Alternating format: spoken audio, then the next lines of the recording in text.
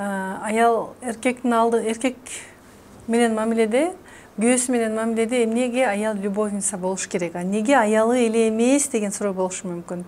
Эркек менен аялдын ортосунда аялдын эң негизги милдети бул жыныстык катнашта активдүү болуу, любовницанын ролун аткаруу. Качан эркек любовница күтөт, аял өзүн унутканда, аял хозяйка ролуна кирип кетет, өзүн унутуп коет, аялдын ордун бирөө басат сөзсүз. Ал аял любовница болбой калды, эркек андан өксүп калды деген сөз эмес. Аялдын ордун бирөө басат. Любовницага эркек керек. Ал мүмкүн болушунча сиздин мырзаңызды өзүнө тартууга аракет кылат.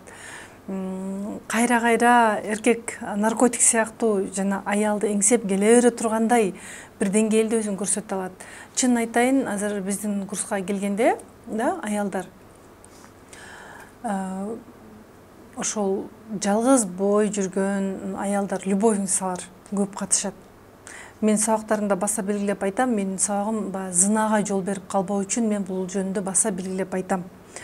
Бирок эми ар кимдин өз чечими, биз карап отурбайбыз, иргеп отура албайсың го, сенин жолдошуң барбы, сенин күйөөң үчүнбү же любойниң үчүнбү деп карап отурбайбыз го, сурап отурбайсың го, эми суроонун өзү ыңгайсыз го. Ошон үчүн кыздар, айымдар, бул ачуучундук да, ачуучундук. Күйөөңүз любовницага кетпесин десеңиз, өзүңүз любовница болуңуз. Бетти бекитип, ой, уятай, мен андай боло албайм, мен чарчайм дебестен үйрөнүңүз.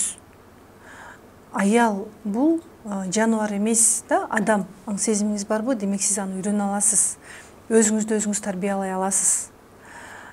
Төшөктө ачык болуу керек эркек менен аял мамиледе. Сырткы келбетти тоңдош керек.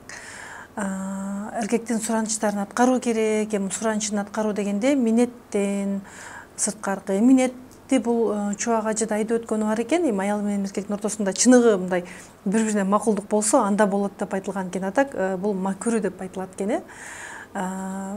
Анда сырткары айыз учурунда жыныстык катнаш болбойт, анан арткы тешикке жыныстык катнаш болбойт. Бул аялга да эркекке да зыян. Калган учурда эркектин суранычын аткарыңыз, өзүңүздүн да оюңузду ачык айтыңыз, эмне каалайсыз. Көп аялдар бар, каалаганын ачык айта албайт, уят деп ойлойт. Айланып кетейин, сиз да ошол жыныстык катнаштан жаралгансыз. Сиздин балдарыңыз да ошондон жаралды да. Бул жактан бала жаралып атат, жыныстык катнашта мүчө, бул процесс жүрүп атат, мүчө кирип чыгып атат, бирок аял бетин бекитип уялып жата берет. Бул эмне деген? Бул табияттан берилди го. Эгерде бул арам боло турган болсо, анда Кудай бул нерсени адамга буйрубайт эле да. Демек, бул аял менен эркектин ортосундагы өзгөчө нерсе, өзгөчө сезим. Тамакты ата-энеси да бышырып берет, бир тууган да бышырып берет. Сиздин милдетиңиз ошол. Аялдын милдети ошол. Эркектин алдында ачык болуу, любовница боло билүү. Ошол эркек любовница күткөндө аял катуу жыгылат. Мындай ушунчалык сүдүрөлүп жыгылат, стресс болот. Бул деген өмүрдү эркек үчүн өткөрүп салуу, өзүнө убакыт бөлбөө деген сөз да. Болбосо аял өзүн тааныса, антип жыгылбайт эле да. Изменада ким жыгылат? Любовница менен эркекпи, күйөөңүзбү же сизби? Сиз албетте изилесиз. Үйрөнүңүз. Жыныстык катнаштагы өнөрлөрдү үйрөнүңүз. Күйөөңүздүн алдында каалагандай ачык болсоңуз жарашат.